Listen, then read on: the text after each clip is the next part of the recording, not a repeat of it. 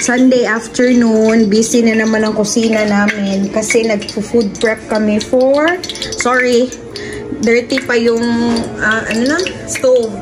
Kasi nga, gamit ng gamit, ayan. So, si Daddy magluluto ng beef. Spare rib. Beef spare rib. So, ayan, nag-gisa na si Daddy.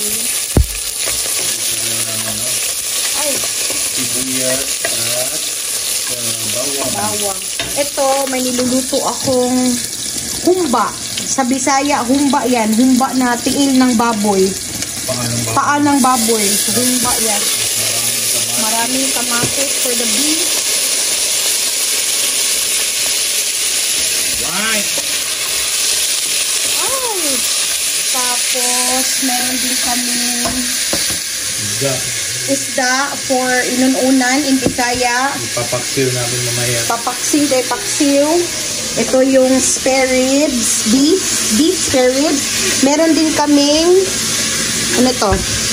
beef shank with bone. Gagawin kong soup mamaya. This is for our dinner. Ito namang niluluto namin dyan is for our weekly consumption. So, kung kailan aabot yung niluto namin sa Sunday, that's the only time na magluto ulit kami. Pero usually, umaabot siya ng hanggang Webes. Pero sometimes, nagluluto ako middle of the week para naman may ibang ulam.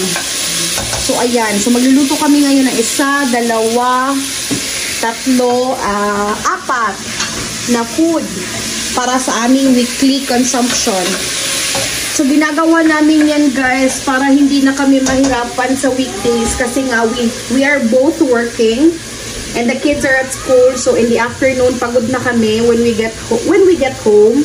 So, yeah. Nagluluto kami ng Sunday or Saturday para hindi na kami magluto ng afternoon pagka-uwi from work. So, ayan na. Lagay na natin ang baka. Lagay na ni Daddy yung baka.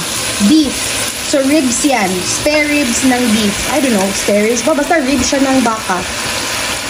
So, 2 packs ang binili namin para medyo marami-rami. Kasi, dyan pa kami kukuha ng food pa para sa work. Baon namin.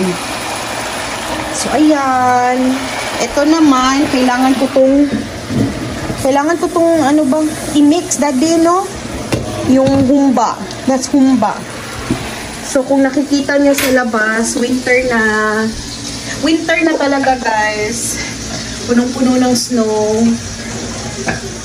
Buti nga, nag-stop na yung snow eh. Kahapon, overnight, tapos hanggang kaninang umaga, hanggang mga 10 a.m. ata yun. Ayan na. So, ayan. Nilagyan yan ni Daddy ng pineapple juice. Ito, oh. Pineapple chunks. And then salt and pepper to taste. So, let it just simmer for medium heat or low heat until lumambot yung baka.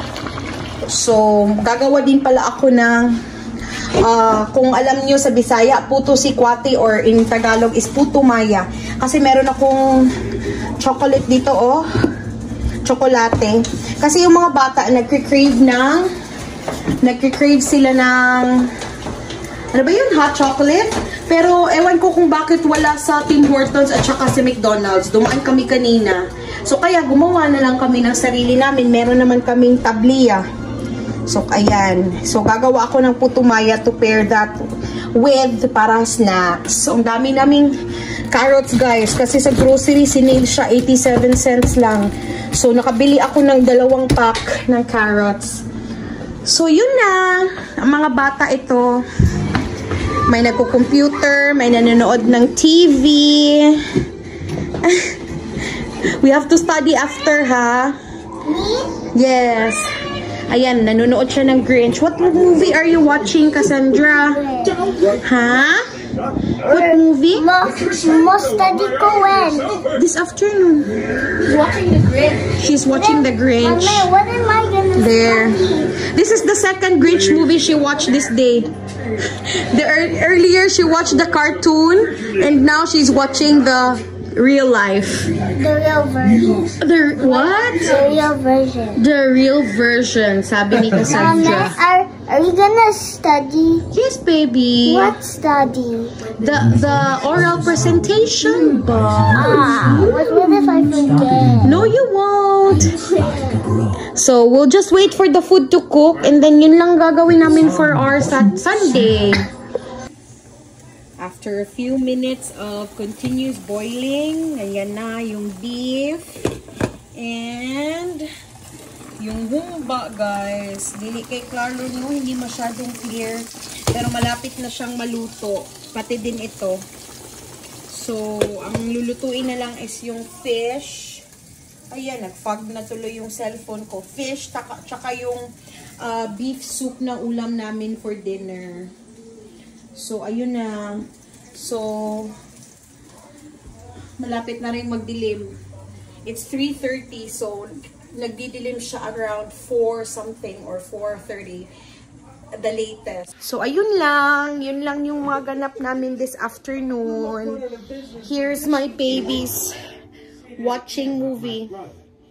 So we're done studying for Kayla's oral presentation and mag-tutor na naman ako, guys, for Kian because marami silang lesson na dapat study first before the coming week. Kasi usually nagsisend yung teachers nila ng lessons nila na itatackle nila for next week. So ako din yung tutor ng mga anak ko. So yun na, laban lang tayo dito, guys. Anyway, that's it for our Sunday afternoon with my family. Thank you so much for watching, everyone, and we will see you in the next Wow. Buyers. Bye. Kuya.